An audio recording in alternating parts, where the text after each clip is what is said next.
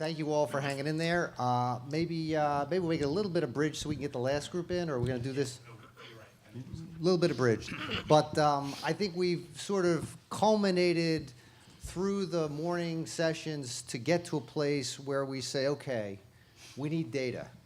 And it has to be, maybe it has to be quick, maybe it has to be good enough. It's got to be fed back to somebody. But as someone who works in this field, and I think Lee totally understated the challenges, it's really hard to make it work. So I'm going to start off by asking our panelists in the challenges of using data, and I'm going to assume you've got reasonable, well, I'm not going to make any assumptions about the data. I want each of you to give me one challenge that's your biggest challenge. Lee, I have an idea what yours is, but what's your biggest? Time. Time. And not enough PhDs. As we're measuring our episodes pilot, which is now completed, it took 3 years to get enough patients for statistical significance. And then the PhDs have been crunching that for about 3.5 months. And that's tough. We concur with that. Ruth. Phyllis. Phyllis. All right, that's it. I'm never getting invited back. Plus, we're never getting NCQA designation. Yeah, you better watch out. Standardized data, getting standardized data, because Lee described a very ad hoc data collection system, and in order to do comparison across payers and across institutions, we need to get it more standardized. So you have to be better than just good enough because you're the gold standard. For public reporting, for comparability across settings, et cetera, yes. Yeah. Dennis. It's Tom. I'm going home. No, coming at it from my perspective, I'd say nimbleness in this particular area. And what I mean by that is when we think about quality measurement, historically we have a denominator, we have a numerator. And the denominator is, sort of set by continuous enrollment and X number of months, and then sort of a presence of a diagnosis or a procedure, right? In this particular area, as we think about what we talked about today, both in terms of genetic therapies and customizing treatment to patients, that sort of changes this notion of denominator. So if you imagine a decision tree, you sort of branch based on sort of patient characteristics in terms of, sort of the appropriate treatment or select treatments. That changes our concept of a denominator. And I think if you want to build in patient preferences, like we talked about in the early panel, that further subdivides. So that gets into a lot of issues about sample sizes and timing and everything else. So going back again, so you were talking about data and what kind of data and how you structure it. Can you give me something about bad data, experiences in trying to make something work, and you've had to go back because it just wasn't the right data? Oh gosh, how long do you have? Not so much in this particular area of oncology. I actually spend time, most of my time is actually in other clinical areas. But there really are any host of issues. I guess maybe what I would say is what's most frustrating is doing research and doing studies where you have a portion of ultimately what you'd want. You have detailed claims data, but you know what it doesn't provide. You have good patient experience data, but you don't have any kind of clinical information. So I would say that typically for researchers, it's oftentimes doing studies that have a piece of the overall puzzle and just flat out knowing that you don't have the rest. And largely that's due to access, that's due to data collection and such. Yeah, big challenges. Phyllis, how about reconciling the need to be very standardized and very accurate with Lee's need? And I would say, Lee speaks for all the payers, we need it fast. How do you manage that? Well, first of all, I think they are two different things. And I totally agree with the value of the quality improvement process that Lee described. And every setting of care, every practice should have that process in place. Definitely the bar gets higher when you get to data for accountability, data that's going to be publicly reported. It is definitely a balancing act between precision and getting something out there, and the small numbers issue plays into that. You really have to figure out where you need that precision and where it's really not going to make that big of a difference. But it does take time to do that.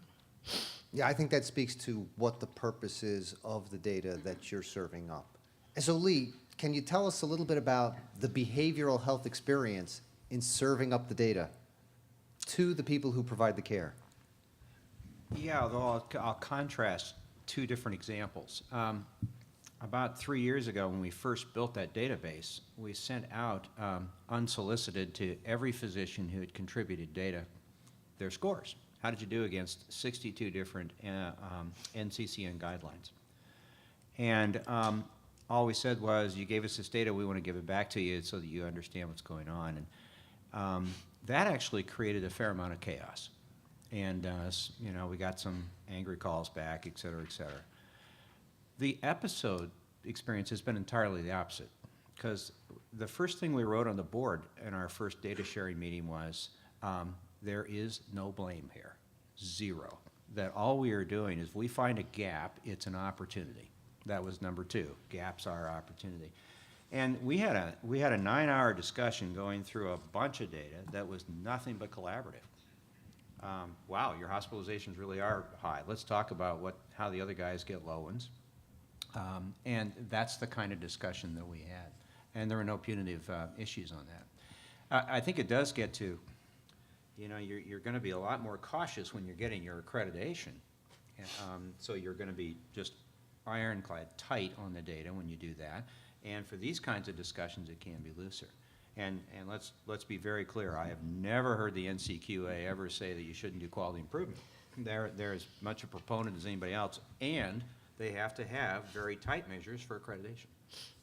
So I want to ask, on the research perspective, how do you feel you can move this forward now that we're going to be swimming in data? Because this afternoon we're going to be talking a lot about genomics and companion diagnostic tests.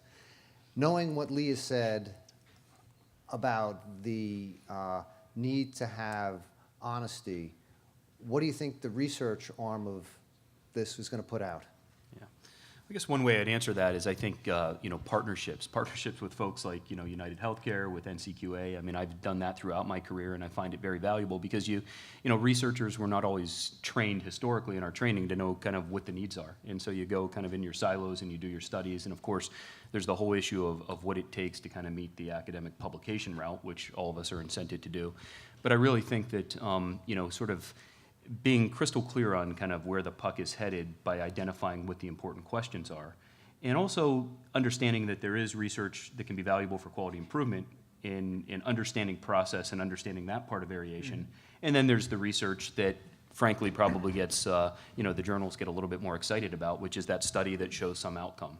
So I think, research partnerships, I think from maybe a note to AJMC, we need to learn from what doesn't work as well as what does work. That's AJMC and other journals. And also sort of the relationship between, sort of metrics and data and its impact on changing care delivery processes and patient outcomes. So Phyllis, if we're skating to where the puck is going, do you think NCQA has had this dialogue internally about, do we have the right stick to shoot it? Well, let me give 2 answers to that. First of all, I want to talk about EHRs in particular, the use of electronic health records. The data collection systems, or the data collection that exists in electronic health records at this point is inadequate, and it needs to move forward. And so trying to work even with what we are beginning to get out of EHRs is not adequate to support quality measurement or even quality improvement. Too much information is not in structured fields. The structured fields need to be defined. They need to be present. To answer your question to Dennis about inadequate data, you can't get reliable data on stage out of many electronic health records. You can't get agreement on when stage is defined. You can't get agreement on the presence of metastasis out of most electronic records. Again, and can't get it out of claims either, for that matter. So really basic data elements, never mind many of the sort of second-level diagnosis information that you need. So that needs to get better in order to do more. The other is, you might be surprised to hear this from me, but really understanding the underlying workflows that are going to get you to the data that you need, to have an iterative relationship between the workflow, capturing the data that you need, putting that in a quality measure that is then can be used to track practice over time. And those, I think, those are the foci for the future. Lee, if you had that basic data for the majority of your network oncologists, as Phyllis said, where do you think the next steps would be? Well, let's clarify that. I do have that data. I think there have been several organizations in it, but we're all beginning to collaborate with state tumor registries. And again, sort of a win-win. We get extremely accurate staging information from those registries. They have a lot of trouble finding out what the patient was treated with once they leave the hospital institution, and we have that data. So in the swap, we're helping them understand what the chemotherapy and the radiation was, or where it was given. They're helping us with staging information, and it's there. So those things that Phyllis just mentioned, stage, histology, and current status, are they metastatic or not, when you combine that with claims data, you can do, I think you can answer every major question you need to answer. The next step in that iteration, in my mind, is we need a way that you and I and the folks from WellPoint can all sit at the same table and pool the data. Because then we get to come back to a practice with enough information that it's actually of value to them. And we're not wearing striped pajamas? Exactly. We need it, as I said, we need a platform to be able to do that. But today when I come in with United Healthcare data, I may have 15% of a practice. You may have 15. And when obviously the other party that needs to be at that table is CMS. But I think that day's coming. People recognize that it's be valuable information. And there are already discussions going on about how could we collaborate in a way that isn't going to violate antitrust, but will push the quality agenda. Great. Well, go ahead. If I could just elaborate on one of Lee's points, it is true that the data exists in multiple places, and the challenge is really to bring it together. And the reason that I focused on electronic health records is I think you want to bring it together at the point of care, so it's to address some of your timeliness issues. So it's not just bringing it together; it's recognizing that we need to have it at the point of care to affect delivery of care. Great. Thanks, Phyllis. I'll take that as a final statement. Dennis, one last statement, challenges and pitfalls? Yeah, I would just say that, I agree with Lee that when you can combine that registry information with the claims data, it's powerful, a lot of questions that can be answered. I think what would be nice to sort of further overlay on that is some information from patients, both about their experiences, and when we talk about kind of what we can get in terms of current status, that's by definition a very clinical, sort of definition, but some of the things we talked about this morning are missing from that. Thinking about how to merge that in and if that resides and where it resides is difficult, admittedly, but I think important to think about for the future. So, Lee, will it pull us off the fiscal cliff? No, I think that's going to take other measures. What I'd see out of this discussion is so valuable is that Amy Berman gets the stuff she needs that we talked about earlier, like what is going to happen to me for toxicities and what are my survivals and what can I do to ameliorate my risk as much as possible. And that data could easily come out of these kinds of discussions if we got serious about it. Great. Well, thank you so much for our panelists. We got one more to go, but thanks so much for your great participation.